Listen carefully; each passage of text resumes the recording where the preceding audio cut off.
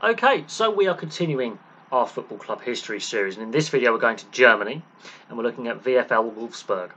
Now this team is owned by the Volkswagen Group. The team itself is founded on the 12th of September 1945, so just after the end of the Second World War for the Volkswagen workers. The team's nickname is De Wolfer, the Wolves. They currently play at the Volkswagen Arena, which has a capacity of 30,000, which was opened in 2002. The interesting thing is about this club is even with all the money of the Volkswagen Group behind them, they didn't get promoted to the Bundesliga top flight until 1997. However, in 95 they made a German Cup final as a second tier side and nearly won it. So let that sink in that actually unfortunately they don't have a lot of silverware, which is surprising considering the money behind them. But they've been runners-up in the league once, as well as winning it once. They've been winners of the DFB Pokal once, as well as being runners-up once as a second division side. And they've won one Super Cup. They've only won 3 major trophies, been runners-up twice. So they've been nearly men, as well as having that little bit of silverware. They've got a couple of interesting records. One of their record holders for appearances is going to extend that record next season, as he's still currently at the club. Their goal-scoring record at some point will go, because it's not a lot in the Bundesliga, not a lot of goals there. As the interesting thing is, they are a company team. You'll see a lot of teams like this in the J League in Japan, where a corporation will have an ownership stake in a team for their workers. You see that a lot in Japan and in Korea. Less common these days over in Europe. The only other club that has a similar ownership kind of story is Juventus, with the Fiat company, the Fiat car manufacturer, and their owners, the Agnellis, owning Juventus. Wolfsburg is the Volkswagen Group. So that's the only similarity I can really find in European football. But you got Red Bull Salzburg and RB like Red Bull Leipzig, with the Red Bull company owning those two teams. But it's very rare that you get a corporate entity like that owning sports teams in Europe. It's more of a club-based thing with a chairman, and they separate the business from the club. So let's have a look at Wolfsburg a little bit. So, their honours, their first silverware comes in with their first Bundesliga title, their only Bundesliga title in the 2008-2009 season.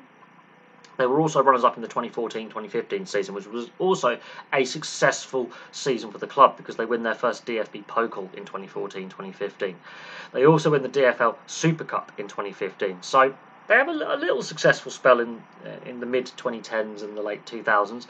They were also runners-up in the DFB Pokal as a second-tier side in the second Bundesliga in the 94-95 season. They went on a cup run, got to the cup final. Obviously, they lost, but that was an interesting little cup run.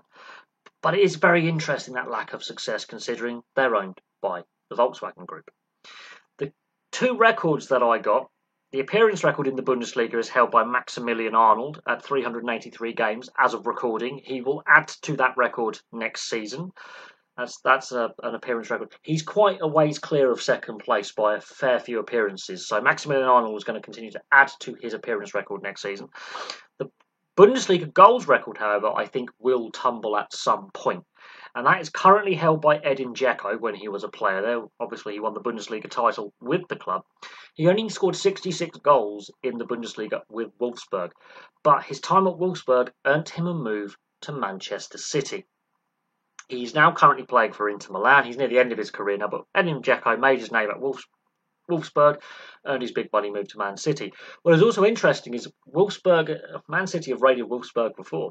Kevin De Bruyne was a Wolfsburg player. He's also now at Manchester City. So there's some interesting little fun facts there. But they're the 2 major record holders in the Bundesliga. As I say, Maximilian Arnold is going to add to his appearance record in the Bundesliga. But Edin Dzeko's goal record, I think, will tumble at some point. So there we go. There's a brief history of VfL Wolfsburg. A much younger team than many of the teams we've looked at in the club histories.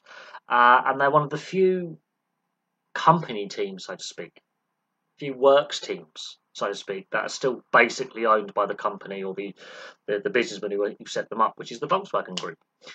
You've got the 2 Red Bull, Leipzig and Salzburg teams, and I think the closest club equivalent where the company is separate from the ownership to a certain extent is Juventus, because of the Agnelli family and Fiat.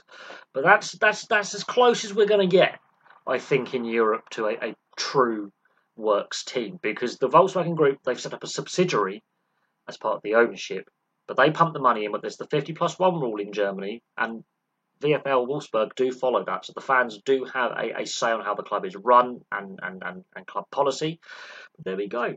And there's the brief history of VfL Wolfsburg. Thank you very much for watching. Hopefully they can add to their silverware at some point, because that is a paltry amount of silverware for a club of that financial backing. But there we go. Thank you very much for watching. Please place your thoughts in the comments section below, and I'll have some more content for you very, very soon.